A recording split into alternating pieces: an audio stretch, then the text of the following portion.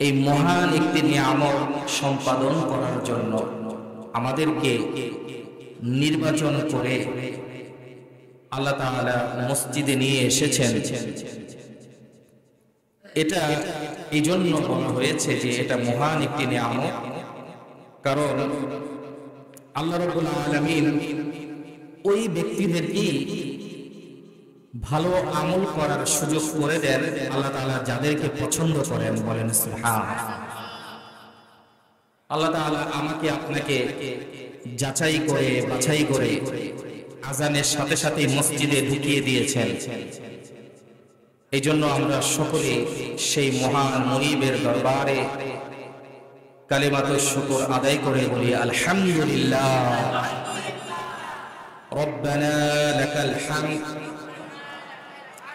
হামদান কাসীরা তাইয়িবান মুবারাকান ফীহি ইয়া রাব্বি লাকাল হামদু কামা ইয়ানবাগি লিজালালি ওয়াজহিকা ওয়া আযীমি সুলতানিকা। আল্লাহ রাব্বুল আলামিন আমাদের এই প্রশংসাগুলো কবুল করুন, সকলে বলি আমিন। আল্লাহ রাব্বুল আলামিন মানুষকে যত নিয়ামত দিয়েছেন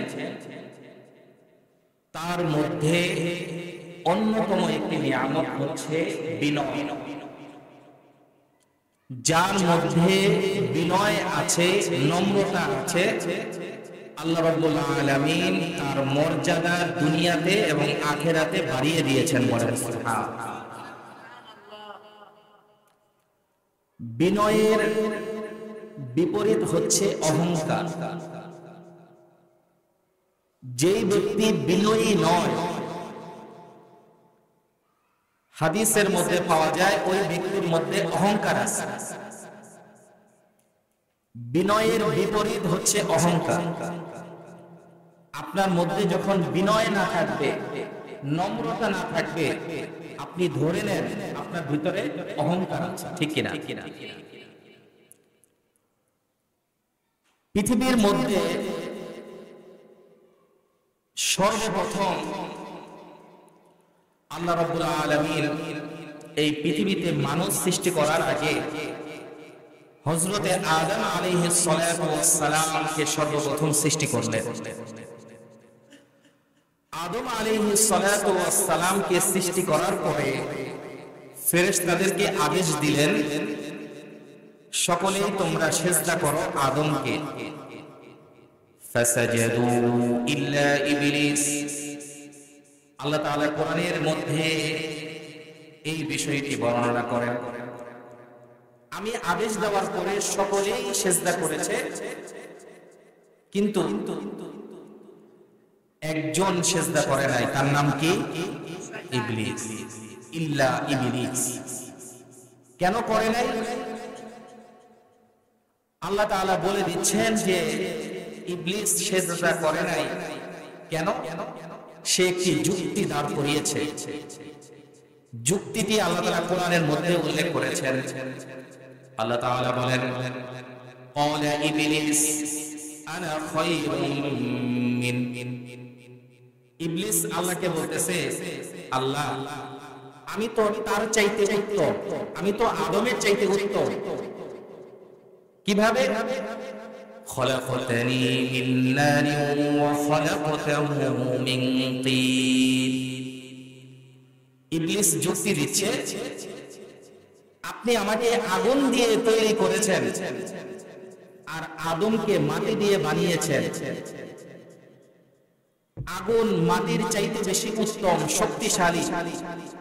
তো আমাকে যেই জিনিস দিয়ে আপনি বানিয়েছেন, শক্তিশালী, উত্তম, এমন জিনিস মাটির আদমকে কিভাবে সিজদা করতে? এইখানে ইবলিসের মধ্যে কি ঢুকেছিল? অহংকার। কি ঢুকেছিল?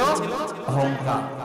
বিনয়ী হওয়ার এই গুণ তার মধ্যে ছিল না, বিনয় ছিল না তার মধ্যে। সর্বপ্রথম আল্লাহ তাআলা এই পৃথিবীর সর্বপ্রথম যে পাপাচারটি করা হয়েছিল এই পাপাচার ছিল অহংকারের কারণে। কিসের কারণে? অহংকারের কারণে। এই জন্য ইবলিস যুক্তি দিয়েছে, আমি হচ্ছে আগুনের তৈরি আর আদম হচ্ছে মাটির তৈরি, আমি তো ক্ষমতাবান বেশি, আমি তাকে সিজদা করব। অথচ আল্লাহ রাব্বুল আলামিন আদেশ করেছেন, সেই আদেশকে সে অমান্য করেছে। আল্লাহ তাআলা তার দরবার থেকে ইবলিসকে বিতাড়িত করে দিয়েছেন।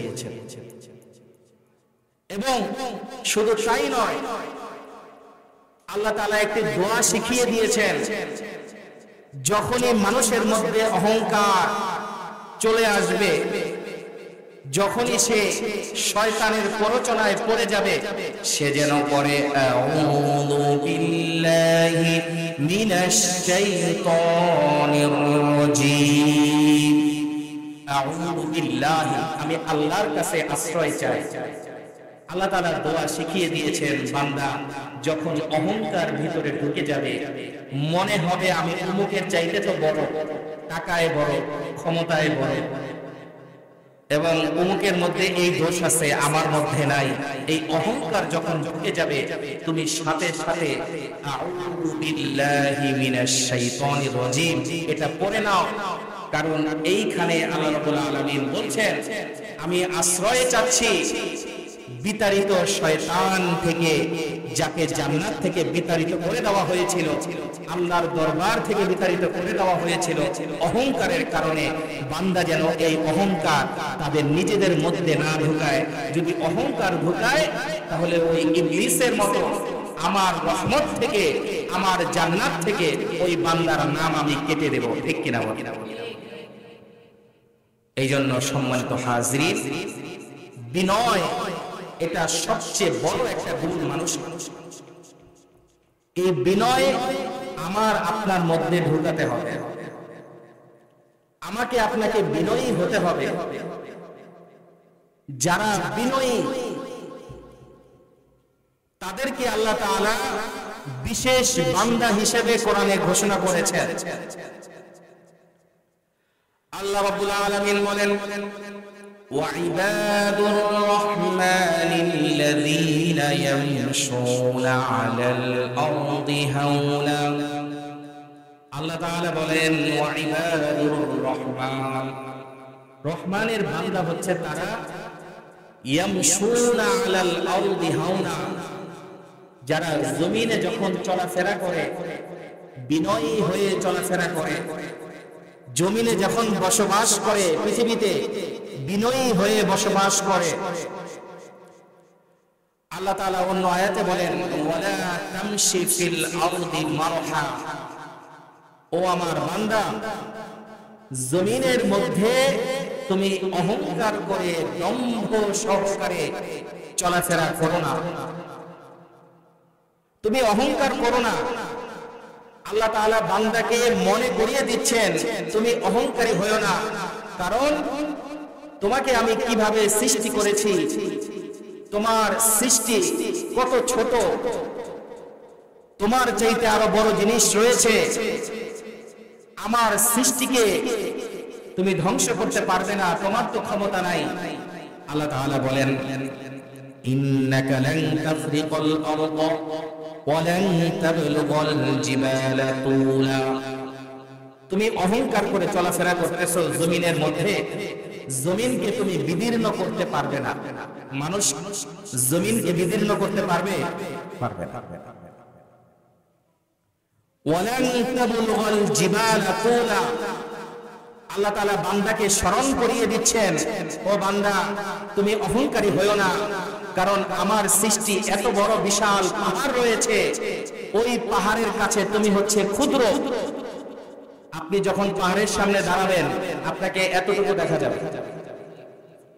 আপনাকে কতটুকু দেখা যাবে? এই যে আপনি এতটুকু একটি সৃষ্টি হয়ে কিভাবে অহংকার করেন, আল্লাহ তাআলা এটাই বুঝিয়ে দিচ্ছেন, ওয়ালান তাবলুগাল জিবালা তুলা।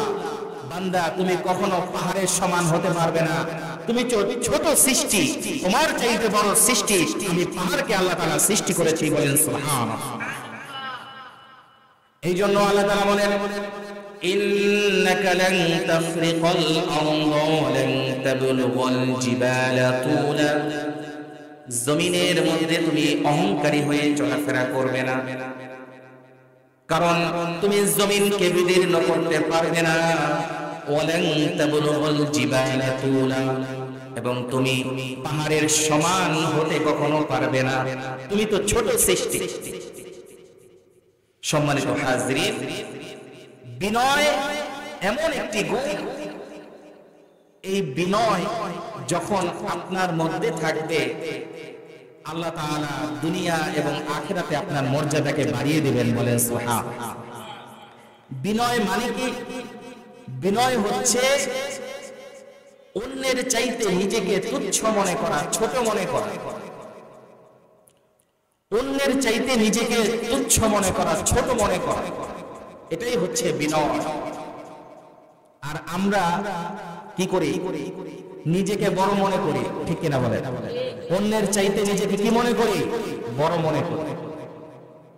ক্ষমতায় বড় মনে করি, টাকা পয়সায় বড় মনে করি, আমলে বড় মনে করি, জ্ঞানে বড় মনে করি। মনে করি অমুকের কি জ্ঞান রয়েছে, কি জানে সে, আমি তো বেশি জানি। এটাই হচ্ছে অহংকার। এটা বিনয় নয়। বিনয় হচ্ছে অন্যকে বড় মনে করা, নিজেকে ছোট মনে করা, এটা হচ্ছে বিনয়। বলেন সুবহানাল্লাহ। এই বিনয় যার মধ্যে থাকবে, আল্লাহ তাআলা বলতেছেন সে হচ্ছে আল্লাহর প্রিয় বান্দা। আপনি যখন মনে করবেন আপনার জ্ঞান তার চাইতে বেশি, আপনার টাকা তার চাইতে বেশি, আপনাকে কে পাবে, আপনার ক্ষমতা তার চাইতে বেশি, আপনি বড় নেতা হয়েছেন, এই অহংকার যখন আপনার মধ্যে ঢুকে যাবে, আল্লাহ তাআলা বিনয় আপনার অন্তর থেকে নিয়ে যাবে। বিনয় এমন একটি গুণ, আল্লাহ তাআলা এই বিনয় যাকে দিয়েছেন তাকে শ্রেষ্ঠ নিয়ামত দিয়েছেন পৃথিবীর মধ্যে। বলেন সুবহানাল্লাহ। আমরা নিজেকে বড় মনে করি। আল্লাহ বলতেছেন, মানুষ, ও আমার বান্দা, তুমি নিজেকে ছোট মনে করো, আল্লাহ তোমাকে মানুষের মাঝে বড় করে দিবেন। বলেন সুবহানাল্লাহ। আর যখন বান্দা নিজেকে অন্যের চাইতে বড় মনে করবে, আল্লাহ বলেন সাথে সাথে ওই ব্যক্তিকে দুনিয়ার মধ্যে আমি লাঞ্ছিত করে দিব। লাঞ্ছিত করে দিবেন।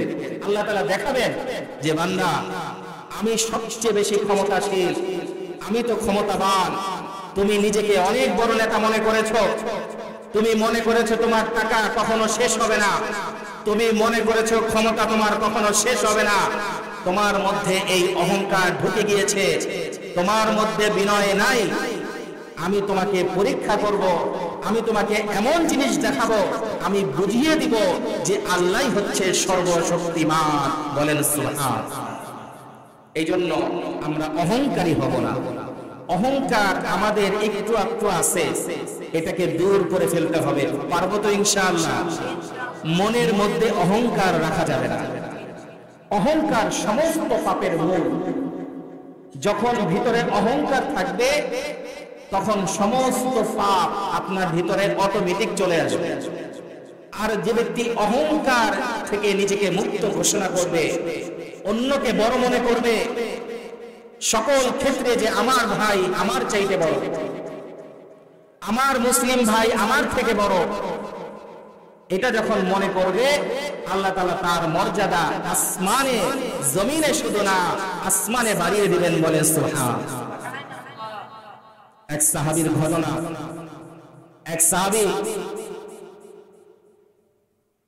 ইসলাম গ্রহণ করার পরে এতটাই বিনয়ী হয়ে গেলেন, রাসূল যখন বললেন যার মধ্যে বিনয়ের গুণ আছে, যার মধ্যে অহংকার নাই, তার ব্যাপারে আমি রাসূল জান্নাতের গ্যারান্টি দিচ্ছি। এই হাদিস শোনার পরে এক সাহাবী এতটাই বিনয়ী হয়ে গেলেন, মানুষের সাথে চলাফেরার মধ্যে এতটা বিনয়ী ছিলেন, নিজেকে আড়াল করে রাখতেন, প্রদর্শন করার চেষ্টা করতেন না, আড়াল করে রাখতেন। ওই সাহাবী যখন ইন্তেকাল করলেন, আল্লাহ রাসূল সাল্লাল্লাহু আলাইহি ওয়াসাল্লাম জানাজার ইমাম হলেন। ওই সাহাবী ইন্তেকালের পরে যখন জানাজার ইমামতি করলেন, আল্লাহ রাসূল সাল্লাল্লাহু আলাইহি ওয়াসাল্লাম জানাজার নামাজে যখন দাঁড়াবেন, দাঁড়ানোর সময় আল্লাহ রাসূল সাল্লাল্লাহু আলাইহি ওয়াসাল্লাম দেখলেন অল্প কিছু মানুষ। সাহাবী যখন বিনয়ী সাহাবী যখন ইন্তেকাল করলেন, জানাজার সময় অল্প কিছু মানুষ। জানাজা যখন শেষ হয়ে গেল, আল্লাহ রাসূল সাল্লাল্লাহু আলাইহি ওয়াসাল্লাম জানাজা শেষ করে পেছনে তাকিয়ে দেখেন ৭০,০০০ ফেরেশতা ওই জানাজায় অংশগ্রহণ করেছে। বলেন সুবহানাল্লাহ। আল্লাহ রাসূল সাল্লাল্লাহু আলাইহি ওয়াসাল্লাম জিবরিলকে জিজ্ঞাসা করলেন, হে জিবরিল, আমার এই সাহাবীর কোন আমল তো আমাদের কাছে তেমন ভাবে পৌঁছায় নাই, সে কি আমল করতো আমরা জানি না। জিবরিল বললেন, ইয়া রাসূলুল্লাহ, আপনার এই সাহাবীকে দুনিয়ায় অনেক সাহাবী চিনে না, অপরিচিত, কিন্তু আল্লাহি, আল্লাহর সত্তার কসম, জিবরিল বলেন এই সাহাবীর আলোচনা ফেরেশতাদের কাছে প্রতিদিন হয়। বলেন সুবহানাল্লাহ। এই সাহাবীর আলোচনা আমরা ফেরেশতারা অনেক সময় শুনে থাকি। এই সাহাবী এত দামি সাহাবী, এর অন্যতম কারণ হচ্ছে এই সাহাবীর মধ্যে বিনয়ের গুণ আছে। এই সাহাবী খুবই বিনয়ী ছিল। এই সাহাবীর মধ্যে কোনো অহংকার ছিল না। সম্মানিত হাজিরিন, বিনয় এমন একটা গুণ, যদি আমি আমার মধ্যে নিয়ে আসতে পারি, আল্লাহ তাআলা দুনিয়ার মধ্যে সম্মানিত করে দিবেন। বলেন সুবহানাল্লাহ। রাসূল করিম সাল্লাল্লাহু আলাইহি ওয়াসাল্লাম বিনয়ী ছিলেন। কোন মানুষ যদি আল্লাহ রাসূলের কাছে হাত মেলানোর জন্য দুটো হাত বাড়িয়ে দিতেন, রাসূল ওই সাহাবীদের হাতকে ধরে রাখতেন এবং যেই সাহাবী তার সাথে হাত মেলাতেন তার হাতকে তিনি ছেড়ে দিতেন না, যতক্ষণ না ওই সাহাবী নিজের হাতকে সরিয়ে নেয়। বলেন সুবহানাল্লাহ। আমরা তো এখন হাত মেলাতেই চাই না, আমরা হাত মেলালে আঙ্গুল দিয়ে মেলাই। আপনি দেখবেন অনেকে হ্যান্ডশেক করে, মুসাফা করে, পুরো হাত মিলাতে চায় না। কেমন যেন লজ্জা লাগে, তা কেমন যেন একটু অহংকার কাজ করে, তার সাথে হাত মেলাবো, কেমন যেন একটা অনুভব করে সে। মনে রাখতে হবে, রাসূল যার সাথে হাত মিলিয়েছেন তার হাতকে ধরে ফেলেছেন এবং সেই হাতকে ছাড়েন নাই যতক্ষণ না ব্যক্তি তার হাতকে উঠিয়ে নিয়েছেন। বলেন সুবহানাল্লাহ। কেন ছাড়েন নাই? রাসূল করিম সাল্লাল্লাহু আলাইহি ওয়াসাল্লাম বলেন, যখন দুই বান্দা পরস্পর মুমিন বান্দা হাত মেলাবে, আল্লাহর রাসূল সাল্লাল্লাহু আলাইহি ওয়াসাল্লাম বলেন, ইয়াগফিরুল্লাহু লানা ওয়া লাকুম। যখন দুই বান্দা হাত মেলাবে, আল্লাহ তাআলা খুশি হয়ে দুই বান্দার সগীরা গুনাহগুলোর সাথে সাথেই ক্ষমা করে দিবে। আল্লাহ তাআলার সাথে সাথেই দুই ব্যক্তির সগীরা গুনাহগুলো ক্ষমা করে দিবেন। আপনি যখন আপনি মুসলিম ভাইয়ের হাতের সাথে নিজের হাতকে মেলাবেন, আপনার সগীরা গুনাহগুলো আল্লাহ ক্ষমা করে দিবেন। আপনার সগীরা গুনাহগুলো ক্ষমা হতে থাকবে। এইজন্য রাসূল বলেন, আমি হাতকে সরিয়ে নেই না, কারণ হচ্ছে আমি হাত ধরে রাখি, ওই সময়ে আল্লাহ রাব্বুল আলামিন আসমান থেকে রহমত নাজিল করতে থাকে। বলেন সুবহানাল্লাহ। আর আজকে আমরা হাত মিলাই না, হাত মিলাতে চাই না। হাত আগে বাড়িয়ে দিলে আঙ্গুল দিয়ে মিলাই, এক হাত দিয়ে মিলাই, কেমন যেন একটা অহংকার আমার মধ্যে চলে এসেছে। সম্মানিত হাজিরিন, আমাদের এই অহংকারকে দূর করতে হবে, বিনয়ী হয়ে যাবেন। আপনি নিজে হাত বাড়িয়ে দেন, যখনই সাক্ষাৎ হবে হাত বাড়িয়ে দেন, কারণ রাসূল তো ঘোষণা করছেন হাত বাড়িয়ে দিবেন, আপনার সগীরা গুনাহগুলোর সাথে সাথে আল্লাহ ক্ষমা করে দিবেন। সম্মানিত হাজিরিন, এটা তো আমার জন্য, আমার গুনাহগুলো ক্ষমা করানোর জন্য আমার হাত মিলাইতে হবে, আমার ভাইয়ের সাথে আমার হাত মিলাইতে হবে, আমার মুসলিম ভাইয়েরকে হাতকে আমি জড়িয়ে ধরে রাখতে হবে। আল্লাহ রাসূল এতটা বিনয়ী ছিলেন, পরিপূর্ণভাবে মুসাফাহা করেছেন হ্যান্ডশেক করেছেন, হাত মিলিয়েছেন, আর আজকে আমরা হাত মেলাই না।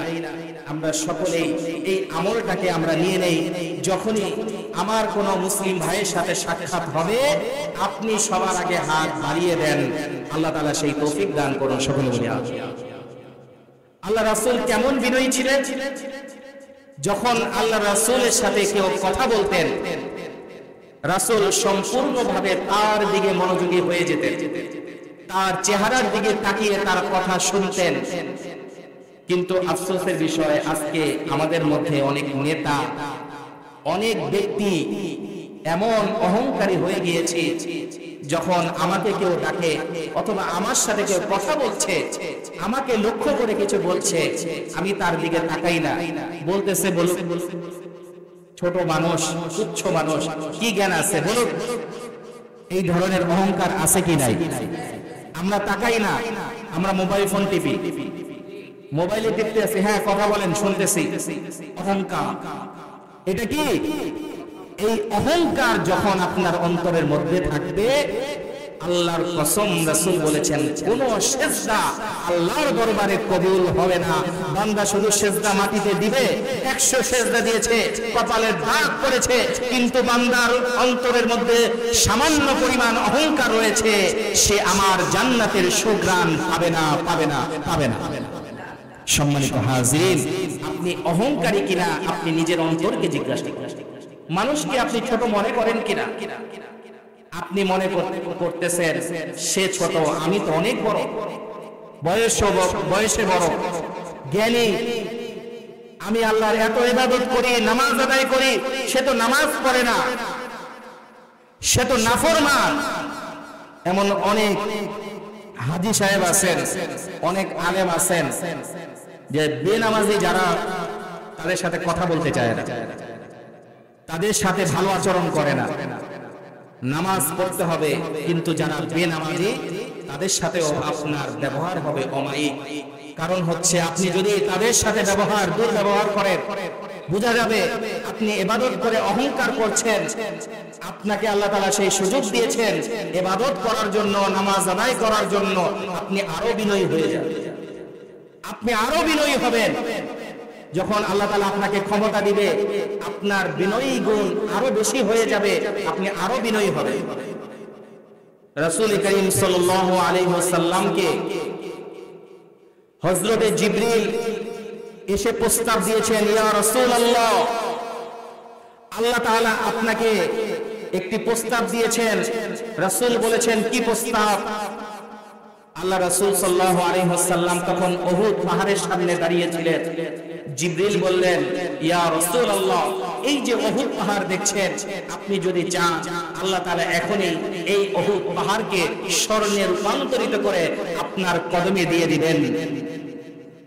রাসূল করিম সাল্লাল্লাহু আলাইহি ওয়াসাল্লাম এই প্রস্তাব শুনে কিছুক্ষণ চুপ রইলেন এবং বললেন, আলহামদুলিল্লাহ, আল্লাহ তো আমাকে প্রস্তাব দিয়েছেন, কিন্তু আমি দুনিয়ার মধ্যে এমন ভাবে থাকতে চাই, আরজু ওয়া আজুউ ইয়াওমান ওয়া আকুলু ইয়াওমান, আমি দুনিয়ার মধ্যে এমন ভাবে থাকতে চাই, একদিন আমি খাবো, আরেকদিন ক্ষুধার্ত থাকবো।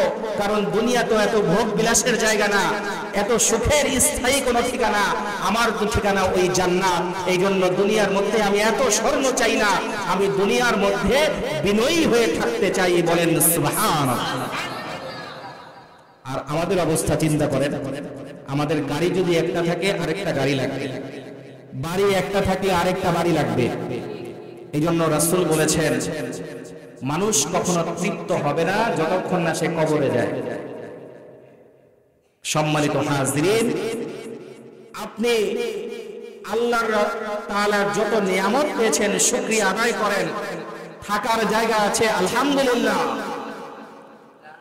অনেক মানুষের থাকার জায়গা নাই, আপনি বিনয়ী হন, আপনি বিনয়কে গ্রহণ করেন।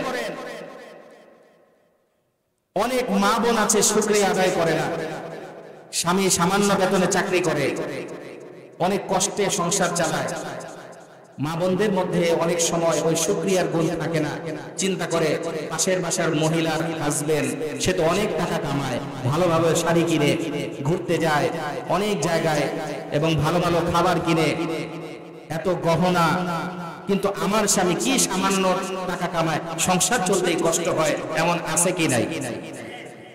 সম্মানিত হাজরিন, আল্লাহ বলেছেন ওই মহিলা যদি নিজের স্বামীর ইনকামে সন্তুষ্ট হয়ে ধৈর্য সহকারে দুনিয়ার মধ্যে আল্লাহ তাআলা তাকে যা দিয়েছেন তা নিয়ে সন্তুষ্ট থেকে স্বামীর শুকরিয়া আদায় করে, আল্লাহ তাআলা ওই রাসূলকে জানাই দিয়েছেন, হে রাসূল আপনি বলে দেন তাদের সাথে আম্মা জান আয়েশার সাথে জান্নাতে আল্লাহ তাআলা মিলিত করে দেবেন। বলেন সুবহানাল্লাহ।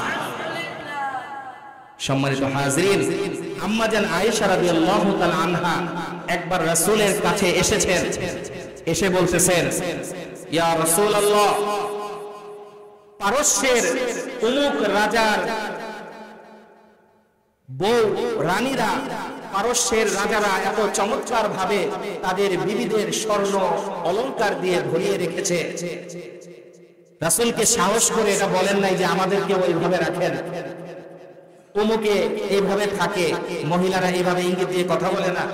আম্মা জান আয়েশা ও রাসূলকে এইভাবে বলতেছেন যে পারস্যের রাজারা তাদের বিবিদেরকে তো অনেক অলংকার দেয়, আমাদেরকেও দেন, এটা বলে নাই, চুপ করে আছেন। রাসূল তো বুঝতে পেরেছেন আম্মা জান আয়েশা কি বলেন। আল্লাহ রাসূল সাল্লাল্লাহু আলাইহি ওয়াসাল্লামের চোখ রক্তিম হয়েছে, চোখ লাল হয়ে গিয়েছে, সাথে সাথে সমস্ত বিবিদেরকে ডেকে বলেছে যে আল্লাহ তাআলা আমাকে দুনিয়ার মধ্যে যা দিয়েছেন আমি সন্তুষ্ট, এই দুনিয়ার সুখ চিরস্থায়ী নয়, তোমরা যা পেয়েছো তার উপরে সন্তুষ্ট থাকো, যদি পারো আল্লাহ তাআলা চিরস্থায়ী জান্নাতের ব্যবস্থা তোমাদের জন্য রেখেছেন। বলেন সুবহানাল্লাহ।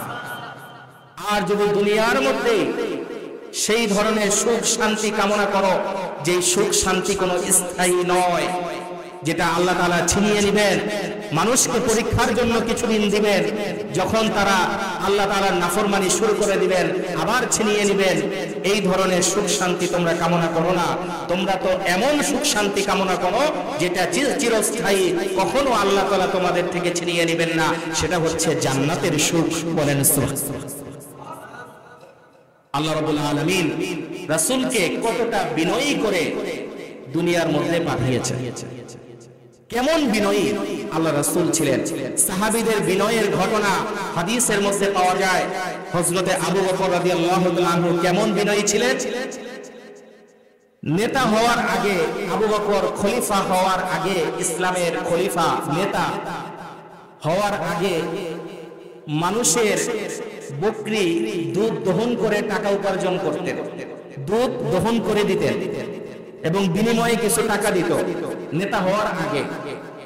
যখন নেতা হলেন, খলিফা হলেন, মানুষ বলা বলি শুরু করলো, এখন তো আবু বকর নেতা হয়ে গেছে, খলিফা হয়েছে, এখন মনে হয় তার ওই আমাদের দুধ দহন করার প্রয়োজন নাই। হযরতে আবু বকর রাদিয়াল্লাহু তাআলা আনহু বলেছে, আল্লাহ তাআলা আমাকে নেতা বানিয়েছেন, আমাকে আমানত দিয়েছেন, আমি আমার উপার্জন ওই দুধ দহন করেই করব। বলেন সুবহানাল্লাহ। খলিফা হওয়ার পরেও করে জীবিকা নির্বাহ করেছেন। অথচ আমাদের নেতাদের অবস্থা কেমন? আমাদের নেতা, আমরা সমাজে যাদেরকে নেতা মনে করি তাদের অবস্থা কেমন? তাদের নির্বাচনের আগে হচ্ছে সাহাবীদের রূপ তাদের মধ্যে পাওয়া যায়। নির্বাচনের আগে সাহাবীদের যে চরিত্র, মানুষের সাথে মিশে বিনয়ী হওয়া, এই চরিত্র নির্বাচনের আগে দেখা যায়, ঠিক কিনা বলেন? কিন্তু নির্বাচনের পরে জিতা গেলেই তার আসল চরিত্র প্রকাশ পায়, ঠিক কিনা মুসলমান? নির্বাচনের আগে কৃষকের সাথে গিয়ে ধান কেটে দেয়, এমন নেতা আছে কিনা? আর নির্বাচন পাশ করার পরেই নির্বাচনে ওই কৃষকের জমি দখল করে নেয়, ঠিক কিনা মুসলমান? এই হচ্ছে আমাদের নেতাদের চরিত্র। আর সাহাবীদের যে যারা নেতা ছিলেন, সাহাবীরা যে খলিফা ছিলেন, তাদের চরিত্র কেমন? তাদের চরিত্র নেতা হওয়ার আগে যেমন, নেতা হওয়ার পরেও তেমন। বলেন সুবহানাল্লাহ। হযরত ওমর রাদিয়াল্লাহু তাআলা আনহু যখন খলিফা হয়েছেন, মসজিদে নববীর মধ্যে রাতে কে যেন জুতাগুলো ঠিক করছিল। সাহাবীদের জুতাগুলো মসজিদে কে যেন ঠিক করছিল। সাহাবায়ে কেরাম রাতে দেখেন এক ব্যক্তি কাপড়কে মুখের মধ্যে দিয়ে কে যেন জুতা ঠিক করছে। তো সাহাবায়ে কেরাম মনে করলেন কে আসলো মসজিদের মধ্যে এইভাবে জুতা ঠিক করতেছে, চেহারাও বোঝা যাচ্ছে না, খালি পায়ে। সাহাবায়ে কেরাম তিনজন গিয়ে ওই ব্যক্তিকে ধরে ফেললেন এবং কোনোভাবেই ওই ব্যক্তির মুখ থেকে কাপড় খুলতে পারছেন না। অনেক জোরাজোরি করার পরে ওই কাপড় খুলে ফেললেন। কাপড় খুলে দেখলেন আর কেউ না, ইসলামের দ্বিতীয় খলিফা হযরতে ওমর। বলেন সুবহানাল্লাহ। ওমরকে জিজ্ঞাসা করলেন, ইয়া ওমর, তুমি তো খলিফা হয়েছো, তুমি এখন মসজিদ নববীর মধ্যে জুতা ঠিক করছো কেন? ওমর উত্তর দিয়েছে, আমি মনে করেছি আমার অন্তরের মধ্যে খলিফা হওয়ার পরে অহংকার ঢুকেছে, আমি তো এখন নেতা। আমি যখনই এটা মনে করেছি সাথে সাথে আমার অহংকারকে দূর করার জন্য মসজিদে এসে জুতা ঠিক করছি। বলেন সুবহানাল্লাহ। সম্মানিত হাজিরিন, আমরা কেউ পারবো না জুতা ঠিক করার জন্য। সাহাবীওয়ালা চরিত্র আমাদের মধ্যে এখনো নাই। এই অহংকার নিয়ে আমরা সমাজের মধ্যে এখনো আছি। আপনি যতই আমল করেন, হজ করেন, যাকাত দেন, কিন্তু মনের মধ্যে যদি বিনয় গুণ না থাকে, যদি অহংকার থাকে, আপনার কোনো আমল আল্লাহর দরবারে কবুল হবে না। বলেন সুবহানাল্লাহ। আল্লাহ রাব্বুল আলামিন আমাদের সকলকে বিনয়ী হওয়ার তৌফিক দান করুন। সকলে বলি আমিন। হযরতে ওমর কেমন বিনয়ী ছিলেন! এত আমল করার পর যাদেরকে আল্লাহ তাআলা জান্নাতি বলে ঘোষণা করেছেন, আবু বকর হুয়া ফিল জান্নাহ, উমর হুয়া ফিল জান্নাহ, আলী হুয়া ফিল জান্নাহ, যারা জান্নাতের সুসংবাদ দুনিয়ার মধ্যে পেয়েছেন, এমন সাহাবীরা কতটা বিনয়ী ছিলেন তাদের আমলের ব্যাপারে। আমরা যারা এখনো জান্নাতের সার্টিফিকেট পাই নাই, আমাদের আমল যদি আমরা নামাজ পড়তে পারি, আমাদের অবস্থা কেমন হবে? কথা বলি না, আমি নামাজি, 5 ওয়াক্ত নামাজি, কথা বলি না, আপনি এখনো জান্নাতের সার্টিফিকেট পান নাই, কিন্তু আমাদের অবস্থা এমন, আমরা যদি কোন আমল করতে পারি মনে করি জান্নাতের সার্টিফিকেট সবার আগে পাইছি। ঠিক কিনা বলেন? কিন্তু সাহাবীরা জান্নাতের সার্টিফিকেট পাওয়ার পরেও ওমর রাদিয়াল্লাহু তাআলা আনহুর অবস্থা কেমন ছিল? আল্লাহ রাসূল সাল্লাল্লাহু আলাইহি ওয়াসাল্লাম বলেছেন, মদিনার মধ্যে অমুক অমুক মুনাফিক, তাদের একটি তালিকা এক সাহাবীর কাছে মৃত্যুর আগে রাসূল কারীম সাল্লাল্লাহু আলাইহি ওয়াসাল্লাম লিখে দিয়ে গিয়েছেন। ওই সাহাবীর নাম কি বলতে পারেন? মুনাফিকদের একটি লিস্ট আল্লাহ রাসূল এক সাহাবীর কাছে দিয়েছেন। ওই সাহাবীর নাম কি বলতে পারবেন? হুযায়ফা ইবনুল ইয়ামান। সাহাবীর নাম কি? হুযায়ফা ইবনুল ইয়ামান। এই সাহাবীর কাছে আল্লাহ রাসূল সাল্লাল্লাহু আলাইহি ওয়াসাল্লাম মদিনার মধ্যে কারা মুনাফিক তাদের একটি লিস্ট ওই সাহাবীর কাছে দিয়েছেন। হযরত ওমর রাদিয়াল্লাহু তাআলা আনহু, যিনি জান্নাতের সার্টিফিকেট পেয়েছেন, তার মনের মধ্যে একটি ভয় তৈরি হলো। হুযায়ফার কাছে আল্লাহ রাসূল মদিনার মুনাফিকদের নাম দিয়েছেন, যে জান্নাতের সার্টিফিকেট পাওয়া সাহাবী হুযায়ফার কাছে গিয়ে বলে, ও হুযায়ফা, রাসূল তো ইন্তেকালের আগে তোমার কাছে মুনাফিকের সার্টিফিকেট দিয়েছেন, লিস্ট দিয়েছেন, কারা কারা মুনাফিক, এটা যেন সাহাবায়ে কেরাম সতর্ক হয়ে যায়। হে হুযায়ফা, একটু দেখো না ওই তালিকার মধ্যে আমি ওমরের নাম আছে কিনা। বলেন সুবহানাল্লাহ। হয় জান্নাতের সার্টিফিকেট পেয়েছি, কিন্তু কোন আমলের কারণে আল্লাহ কি আবার মুনাফিকের নামের অন্তর্ভুক্ত করে দিলেন কিনা, এই ভয় দুনিয়ার মধ্যে তার ছিল। এই জন্য হুযায়ফাকে জিজ্ঞাসা করে, হুযায়ফা, আমার নাম কি আছে কিনা? আল্লাহ রাসূল কি মুনাফিকের তালিকায় ওমরের নাম ঢুকাই দিয়েছে কিনা দেখো। আমি তো ভয় পাই, আমি তো নিজেকে ভয় পাচ্ছি। আমি জান্নাতের সার্টিফিকেট পাওয়ার পরেও আমি তো এখনো আমার মধ্যে ভয় রয়েছে, না জানি কোন আমলের কারণে আল্লাহ তাআলা আমাকে আবার ধরে বসেন। ও আমার মুসল্লিয়ানে কেরাম, সাহাবায়ে কেরামের এমন বিনয়ী হওয়া, এমন চরিত্রের অধিকারী হওয়া আমরা এখন কোথায়? আমরা এমন চরিত্রের অধিকারী হতে পারি না। আমরা সামান্য কিছু পেলেই এতটাই অহংকারী হয়ে যাই, মনে করি অমুকে তো ছোট, আমি বড়। যখন এই বিষয়ে আপনার মধ্যে থাকবে, আল্লাহি আল্লাহ রাসূল বলেছেন ওই ব্যক্তির কোনো আমল কবুল করা হবে না। আল্লাহ তাআলা আমাদের সকলকে বিনয়ী হওয়ার তৌফিক দান করুন। সকলে বলি আমিন। আমরা সকলেই বিনয়ী হতে পারবো তো ইনশাআল্লাহ? আমরা সকলেই বিনয়ী হয়ে যাব। যখনই মনে হবে আমার অন্তরের মধ্যে অহংকার আছে, আপনি তখন মানুষের জুতা ঠিক করেন, মানুষের জুতা ঠিক করেন, বাসার মধ্যে গিয়ে জুতা ঠিক করেন, জুতা ঠিক করেন, এমন কাজ করেন যেন আপনার মধ্যে অহংকার এটা দূর হয়। মানুষের কাতারে চলে আসেন, গরিবের সাথে ভালো ব্যবহার করেন, রিকশাওয়ালা ভাইদের সাথে ভালো ব্যবহার করেন, দুর্বল ব্যক্তিদের সাথে ভালো ব্যবহার করেন। আপনি ক্ষমতা আছে, আপনি ক্ষমতা না দেখিয়ে তার সাথে, তার হৃদয়কে, তার বুকে তার সাথে মিলিয়ে যান, তাকে হাত মেলান। এই অহংকার আপনি নিজে থেকে আস্তে আস্তে আল্লাহ তাআলা আপনার মর্যাদা আরো বাড়িয়ে দেবেন ইনশাআল্লাহ। যখন আপনি দুর্বলকে আপন করে নিতে পারবেন, গরিবদের পাশে দাঁড়াতে পারবেন, আল্লাহ তাআলা আপনার মর্যাদা বাড়িয়ে দিবে, কমাবে না। আর যখন আপনি অহংকার করবেন, আল্লাহ তাআলা আপনাকে দুনিয়াতে লাঞ্ছিত করবেনই, আর আখিরাতে আপনার জন্য রয়েছে যন্ত্রণাদায়ক শাস্তি। সম্মানিত হাজিরিন, আমরা বিনয়ী হব, অহংকার করব না, বিনয়ী হয়ে যাই। বিনয়ী হলেই আল্লাহ তাআলা আপনার জন্য উত্তম পুরস্কারের ঘোষণা করেছেন। আল্লাহ তাআলা আমাদের সকলকে বিনয়ী হওয়ার তৌফিক দান করুন। আমিন। ওয়া আখিরু দাওয়ানা আলহামদুলিল্লাহি রাব্বিল আলামিন।